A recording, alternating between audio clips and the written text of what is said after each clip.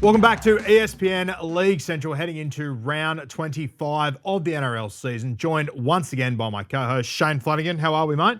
Good, mate. Thank you. Getting to the pointy end of the season, so really, really interesting games coming up. James Graham, exciting end of the season, mate. Looking forward to it. Yeah, it sure is, Guru. A lot of people are saying it's down to a 3-horse race, and if it is, well, we've got 3 beasts that are going to go head-to-head. But I reckon there's a couple of clubs that are slipping under the radar, as an old coach of mine used to say. Jimmy, give me your highlight of the weekend or something that stood out to you. Yeah, what stood out for me, it was the Roosters Penrith game, and we all know that the Roosters' best game, or the best element of the Penrith game, rather, is the grind, the set for set. That is usually where they come out on top. And it was interesting to note that Sam Walker, on a couple of occasions, deliberately found touch with his play 5 kicks. Now, that's something that we haven't really seen since the pre-COVID days. And for me, it spoke to a bit of an experiment from the Sydney Roosters. I'm intrigued to know what they were looking for. What was the desired outcome of that? Because it certainly did disrupt the momentum. It gave the Roosters a set line. And I'm really interested to know whether other clubs, when they play the Panthers, if they follow suit, and especially when the Roosters play them again, did they get what they were looking for? Because it was really interesting and really stood out to me. I think we've really seen a new Sam Walker since Origin. I mean, we talk about it all the time with young players going in there, but I remember 2 or 3 weeks ago, I think he had the interaction with Mark Nwangani-Tawase, and then they went on to put 80 points on in that game. The last 3 weeks, he's been sensational. Obviously, a contract up for negotiation there at the moment, but that Origin influence, I think it's really clear, Jimmy. I'm with you, mate. Yeah, he's really grown in stature. It's really looking like it's his team. You're right in your observations of that little nudge to Mark Nwangani-Tawase, missing an opportunity there, and certainly is one of those players that is a big benefactor from playing State of Origin. Shane, what stood out to you from the weekend? Well, I think we all would have sat back and had a look at the Parramatta Cowboys game and go, oh, yeah, well, this is not going to be too much. You know, the Cowboys probably should get it done. Well, Parramatta made a length of the field line break from the kickoff, and it was just a game of some amazing situations. There was a pass from Big Junior Paulo that went sideways for a try, which is just, out of this world, that a big front rower could do that. But the hit Jason Taumalolo put on the halfback, Mitchell Moses, I thought was just outstanding. His footwork, his timing, got the young half, or not young anymore, but got the half. And the way that Moses reacted to it, I thought was outstanding too. He just went, fair play. We take you on with footwork and speed. You've got one back. Another moment that stood out to me from the weekend from another young half was Ethan Strange, boys. That pass that he threw to Jed Stewart. I think it's been a tough year for Raiders fans, but geez, the future is looking so bright. Obviously, Ethan Sanders, he's just gone to another level this season. And I thought Ethan Strange always been a ball-running 5'8", and I don't think a year ago he could have thrown that past, Jimmy. I thought that was a real standout moment to show his development this season. Yeah, obviously got himself in the Kangaroos squad at least last year. And things probably haven't gone as well as they did last year when he really burst onto the scene, but he's adding some strings to his bow, and the more he features on the left-hand side for the Raiders, the better. Boys, one of the big talking points this week, the New Zealand Warriors. They are on the rise. They're doing great things at the moment. Big win over the Broncos on the weekend. They're sitting in 3rd place as it stands right now. On for and against, they're only 10 points behind the Penrith Panthers. They've got the South Sydney Rabbitohs on Saturday afternoon. They then get on a plane. I would assume Sunday morning they go home. They then play round 26 the Newcastle Knights, round 27 the Manly Seagulls, both of those games at home. If they win both of those and they beat South Sydney, I think there's every chance the New Zealand Warriors have a home final week 1. If they win that, they then have a prelim final in New Zealand. This team might not get on a plane back to Australia for 6 weeks. I think they are in a fantastic spot as far as their halfbacks goes. There's been issues there, but it doesn't seem to slow them down. Shane, can they win this competition? You're right, Guru. Everything you've said, we've probably been thinking about it for about the last 3 weeks. If the Warriors get it right, they've got a good draw, obviously at home, and then if possibly they could get a 1-2 finish and win that first semi-final.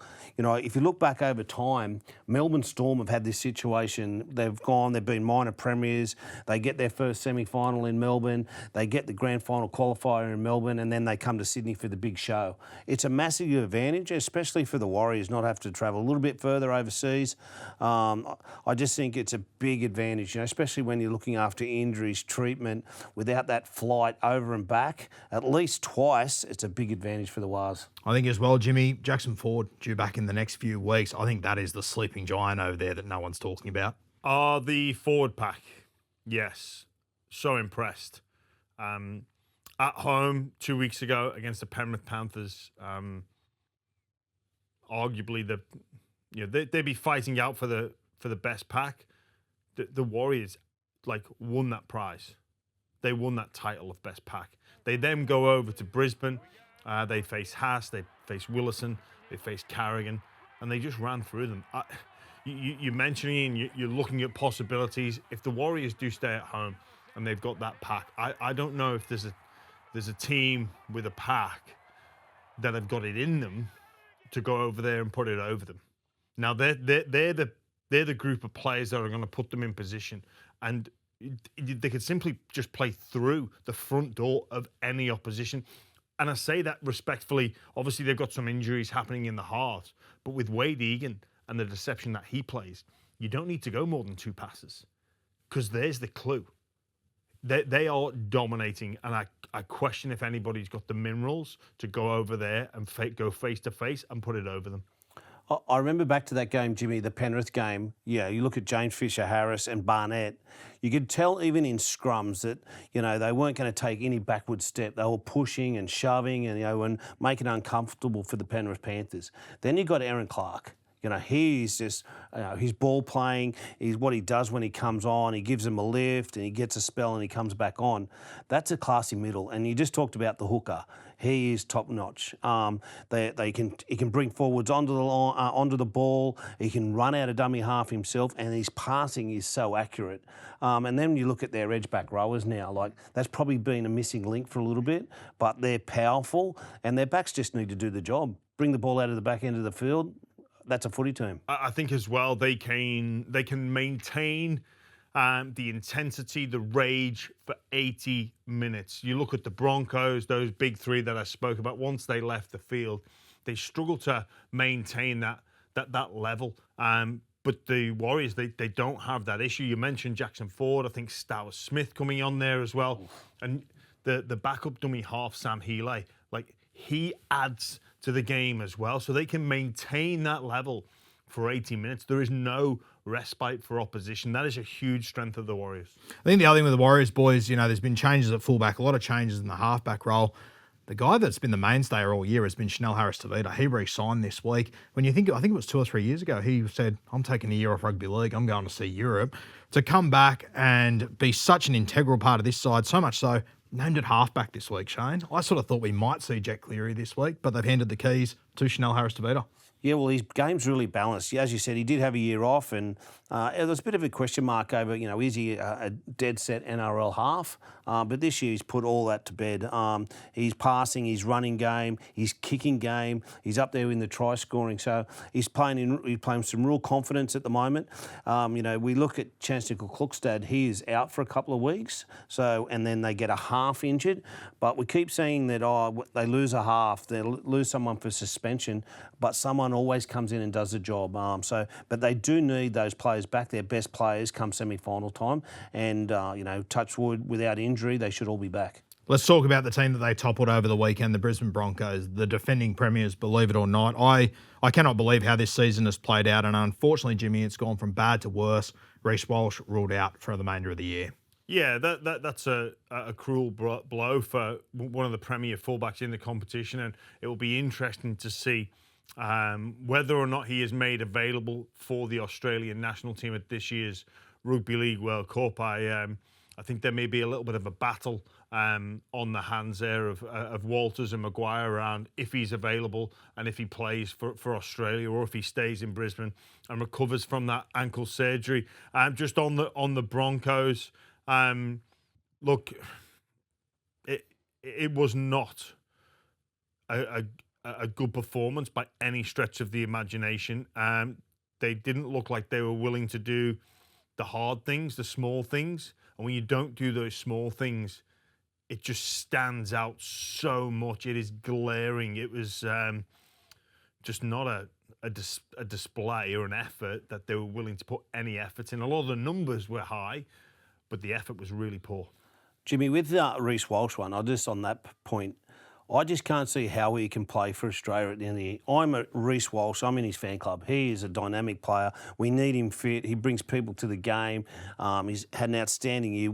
Helped win it for the Broncos. He was their number one player.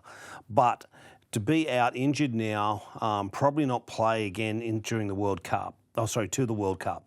How do you go in front of James Tedesco and Edwards?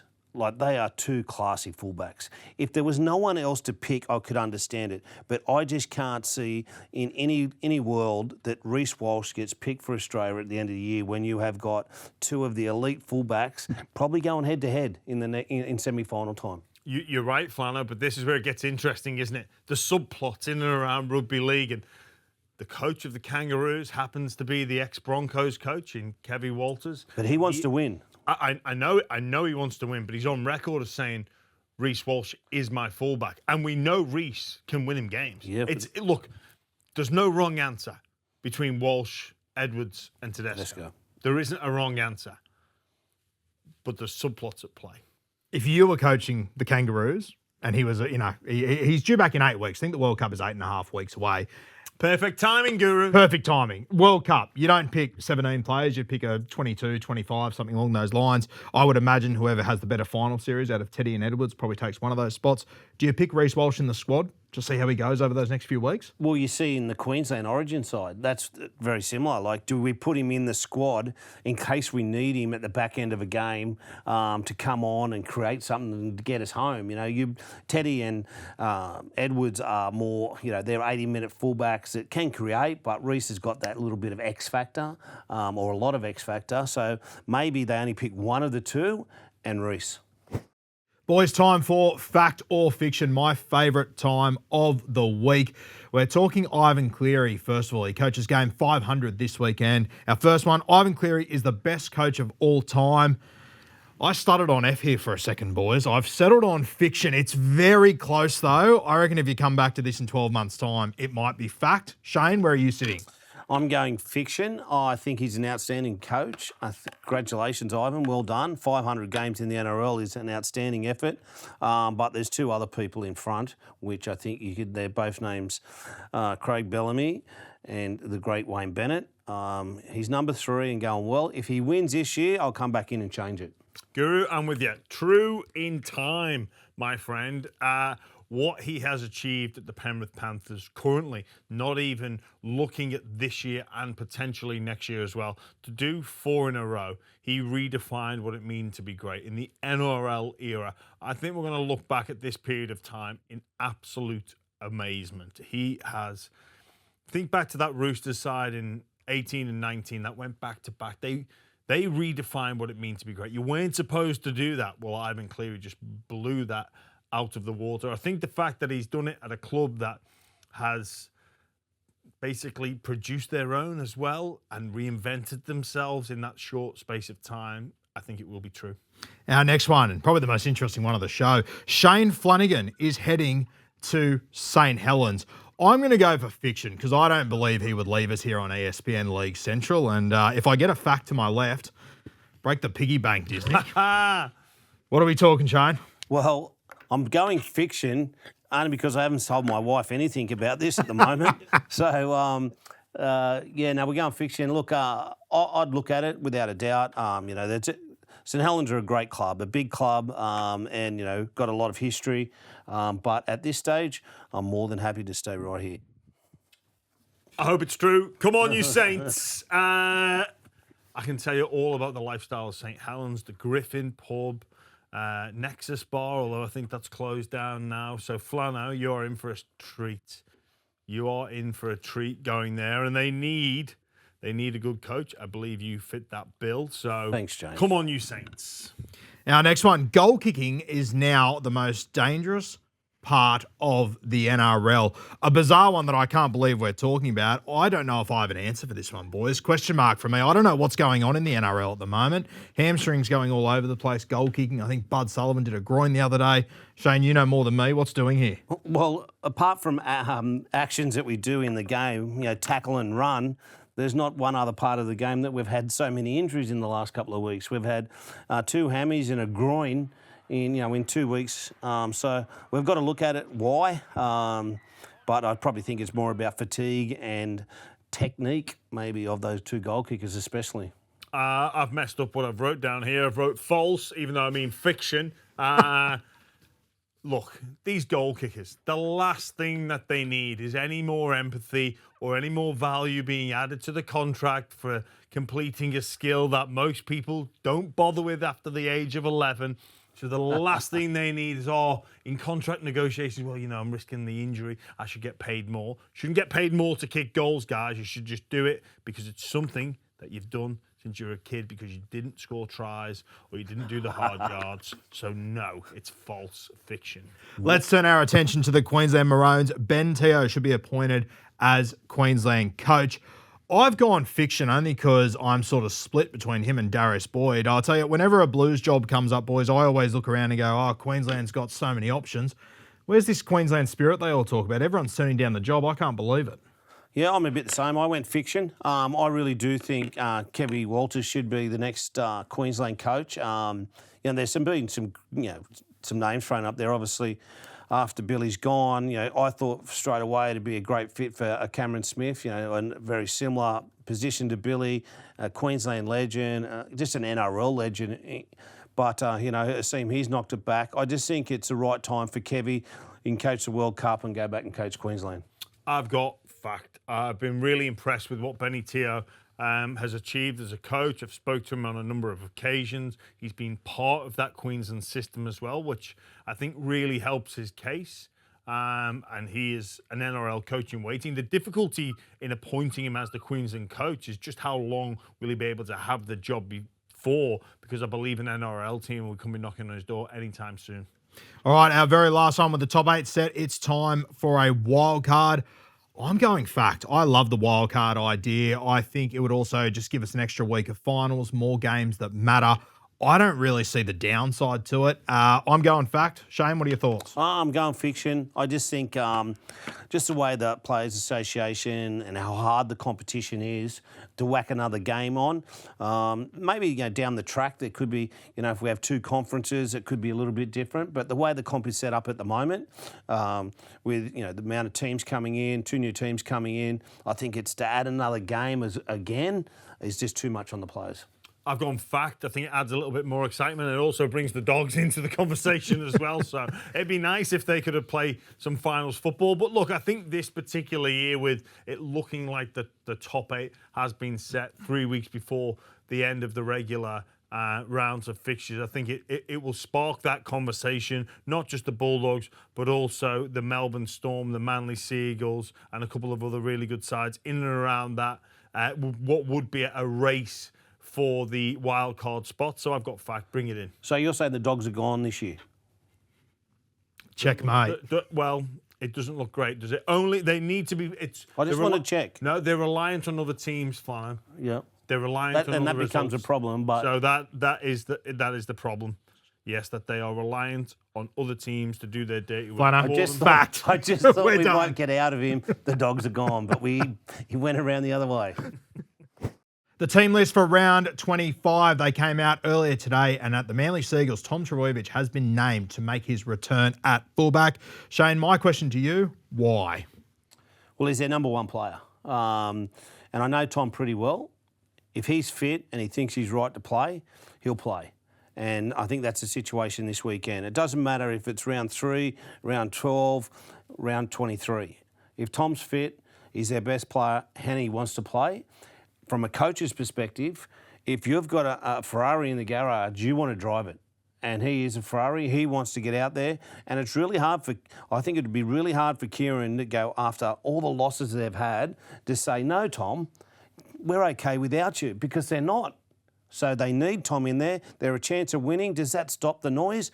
It stops a little bit, without a doubt. It stops 2 parts of the noise, the Tom Trbojevic noise and the Manly not winning noise. Does it also speak to the fans and the rest of the playing group, Flanner, that they haven't given up, that they'll keep on fighting? Like, they're not mathematically out of contention. James. That they're saying, no, look, we can win, and bringing him in. I think it's it is a really interesting play. Obviously, you don't want to see him get hurt or get injured again. But for me, it speaks to that not only do they need a win, but also showcase the fact that they're not gonna stop until it's mathematically an impossibility. Yeah, and then it's not going to cruise to the end of the season. And, from a fan's perspective, that's what you want to see. Your coach and your captain and your best player going after it week after week. Another superstar fullback has been named to return this week, Latrell Mitchell on the extended bench for the South Sydney Rabbitohs. Jimmy, with Trell Mitt back in the side, how far can South Sydney go? Yeah, look, he is a match winner, a game breaker. It massively increases their opportunity to win games of football. We think of finals football, and usually Flano, you can probably speak to this, but you're anticipating it coming down to a moment, the final 10 minutes, the final 5 minutes. The game's going to be in the balance, on the line. That's where your big players step up. That's where your match winners step up. Now, there is no one bigger or better at doing that. You could make a case for a couple more than Latrell Mitchell for South Sydney. For South Sydney, he is their game breaker. He is their match winner. With the game on the line, whoever's at dummy half, it's Brandon Smith, Mamazula's, they give him the pill. So the other big thing with Latrell as well, comes back in as their number one goal kicker. They've kicked 7 of their last 20 goals, the South Sydney Rabbitohs. As you're coming into September with how tight all these games are, you have to be going up in sixes, Shane. Yeah, you do. And, what James said is really important as well, that, they're in a semi-final, it's going into, the last 10, 15 minutes and they get good field position. I can guarantee you that Cody Walker on the left-hand side is getting the football and he's going to his main man. And obviously they've got Alex Johnson on the outside of that. He wins football games or he creates something. So they'll go to him. I think it's a massive plus. I think also, sitting in the dressing room, about to run out for a semi-final, and you look across and you've got Latrell Mitchell there, that gives me an enormous amount of confidence. The Sharkies, I had genuinely started to believe about 2 weeks ago they were onto something special this season. It's got a little bit rocky the last 2 weeks. Got even worse last week, unfortunately, with Trindle out. Going to miss for a few weeks. Sounds like he's avoided surgery, so he will return, I believe, leading the NRL for try assists right now. Puru comes in for him. Flano, how much of a loss is Trindle? Oh, it's an enormous loss. It's just the consistency. He's been there, the training that he's done, the way he's played, the way the team relies on him. He's going to be a big loss. Him and Blake Brayley and obviously Nico are the core ball players in that team. And to take probably the main man out of that system is really hard. I know they have some plans and how to play without predominantly one half, but it's just no threat. There's not as much threat when you haven't got Trindle there. He can short kicking game, his running game, his passing game. He's an elite half. And to take him out, if you took the elite half out of any side in the semi-finals, you're going to struggle. That balance of responsibility is weighted almost evenly between Trindle and Hines, isn't it? And with Trindle out of the team, those scales tip. A lot of pressure on Nico Hines to deliver individually with Trindle being out of the side.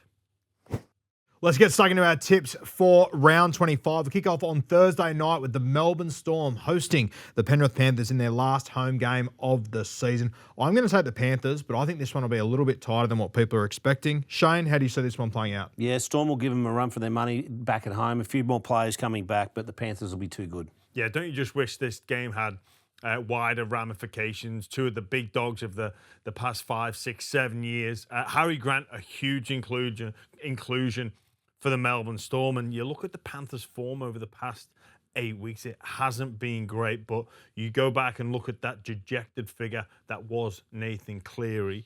Beware of the response, and I think the response starts this week against the Melbourne Storm. Can you believe the NRL in December last year when they're sorting out the draw, they would have had this one bookmarked as an absolute blockbuster. Crazy how it's turned out with the Melbourne Storm this season.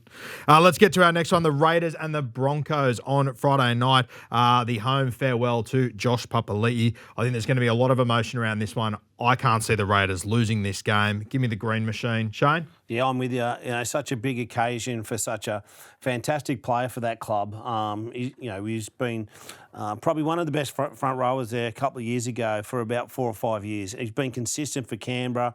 I know Ricky Stewart absolutely loves him, and all the players do as well. And I think they will get a response. I think Ricky will get a response. He won't have to pump them up too much because Ricky knows and Papa knows how much that team and that club mean to him. So look out. The Broncos. Yeah, what a player he's been. Congratulations on a magnificent career for Josh Papali'i, a one-club player as well, which is obviously quite rare, especially playing in the middle. The intensity that he played in week, year by year has been absolutely incredible. But I'm really interested to see the Broncos' response. Go back to last weekend's press conference from Michael Maguire post-game.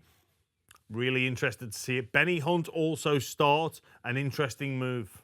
The late game on Friday night, we've got the Dolphins taking on the Parramatta Eels. I love what I saw from the Dolphins last week, keeping the Manly Seagulls 2-0. I think the Dolphins win this one and they win well. Shane? Yeah, the Dolphins at home, a lot to play for to stay in that top 4 contention. Their attack is starting to come, it's always been sharp, but it's slowly coming together. Defensively, that's their problem. They just need to make sure they defend well, and I think they're slowly getting that. Look out, the Parramatta Eels had a good win last week, but it's going to be a different kettle of fish up there against the Dolphins that can attack. I think we're all aligned on this. I think the Dolphins will win, but I do want to see them wake up. I want to see them start games a lot better because they're going to need to do that when it comes to finals. You can't dip your toe in. Yep. And they've done that the past couple of weeks. The Manly game, yeah, they kept them to 0, but you could accuse them of dipping their toe in and just waiting to see that game unfold. The Parramatta Eels, they finished last season really strongly as well. They started to put a few games together, but I think the Dolphins get this one. Super Saturday kicks off with the Newcastle Knights hosting the Manly Seagulls. For me, the Newcastle Knights, the team flying under the radar right now. I can't see them dropping this game to the Seagulls. Shane, what have you got? Can you believe that Newcastle Knights were the wooden spoon team last year? Within 12 months, hopefully it happens to the Dragons. This time next year we're talking a similar situation. But all credit to the Knights. Their coach has been outstanding. I think he'll go close to get Dally M Coach of the Year. Some of the younger players that have come into the squad during injury. They've had some big names out for a long period of time, but they still get it done. And at home, I think it will be absolutely rocking up there at Newcastle and they'll get the job done. Yeah, for me, it's a danger game for the Knights. This obviously with Turbo coming back. Manly are going all in. It's their last roll of the dice. And look, I agree. I think the Knights will win. It's been a fantastic season for Coach Justin Holbrook up there. What an impact he's made. That junior line, the young forwards that are coming through that are playing with that little bit of a chip on their shoulder after last year's wooden spoon and not being particularly rated coming into this season. Despite injury, they continue to consistently perform, and I've got them to get the win. The 5:30 game on Saturday, we've got the South Sydney Rabbitohs taking on the New Zealand Warriors. Latrell Mitchell back in for the Bunnies. A lot of changes to the Warriors' spine. I just think the Warriors, they're too well coached. I think they're on the path to something special. Give me the Warriors. Shane? Yeah, I think this one will be closer than you may imagine. I think, if Latrell does play, that'll give the side an enormous boost. But what I've seen off Wayne Coach this side for a couple of weeks now, I'm just been amazed. They've had some players that haven't had a star-studded side, but they seem to get it done. Fafita's back playing strong. Matt Duffy at the back has been outstanding. They're coming good at the right time of the year. So you cannot write the Rabbits off, and I think they just might be too good for the Warriors this weekend. Game of the round, this one for me. Game of the round. Really looking forward to this one. Really could go either way. Warriors have been up emotionally for a number of weeks now, and I'm with Shane. I've got this feeling if Mitchell plays, Souths can get the win. Game of the week, the real one coming up after this. We have got the James Graham Cup, the Dragons taking on the Bulldogs. I'm starting to believe in the Red V late in the season. Jimmy, I'll throw to you, the namesake. What are your thoughts on this one? Look, it is going to be a great game, and you're right, the Dragons have really found some form. Their young forwards, they continue to impress. I think genuinely they could have a couple of debutant Australian Kangaroos players at the end of the year. They have played that well. They're banging on Coach Walter's door. They just can't be ignored. The Bulldogs, they're clinging on to a little bit of hope. It's at Allianz. They've already faced each other in Las Vegas, which, Shane, I'm sure you remember, but I'm backing the Bulldogs win. I sure do remember that game. Nothing controversial about that one. Yeah. The end of 90 minutes. Thought we should have got a draw that game, but anyway, I'm still not over it. I think the Dragons have been playing outstanding, and as you said, their young forward pack are doing a real good job. I thought Daniel Atkinson had a really good game at fullback last weekend. Hasn't played there for a long period of time, but was energetic. All the high balls are put up to him, he diffused. So he had a really good game, and I see they've named him there again. Clint Gutherson's still out. It's going to be a different team, the Bulldogs. They're not going to roll over. They've still got that, as you said, that slight hope of getting through. So I'm hoping for the Dragons, but it won't be easy. Consider this an official warning you too, the 1 minute shot clock, okay? I'm pulling you up next time. Titans v Sharks on Sunday. The Sharks have to win this game. If they lose this one, I'm done with Cronulla. Shane, do they get it done? Oh, they need to, but I'm a bit worried about the Sharks, just general, their form.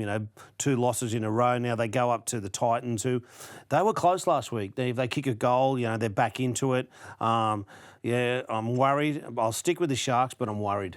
There is no worse place to go, in my opinion, than going to the Titans at this time of year with the style of football that they play when you're under pressure to get a victory. Because I think the Sharks, if they play nervous, if they play not to lose, if they play to not to lose and play conservatively, then the Titans, they take any opportunity. I'm really worried for the Sharks. The Titans have upset the apple cart on a number of occasions, and I think they might just get the job done this week. Roosters v Tigers to finish round 25. I cannot go past the Sydney Roosters in this one. Is anyone brave enough to tip the Tigers, Shane? Not a chance. I think, the Tigers, after the last couple of weeks, they need to turn it around quickly, because the Roosters can score some points. We saw what they did to the Cowboys. Maybe they should put that video on against in the Tigers dressing room this week, because it could get ugly.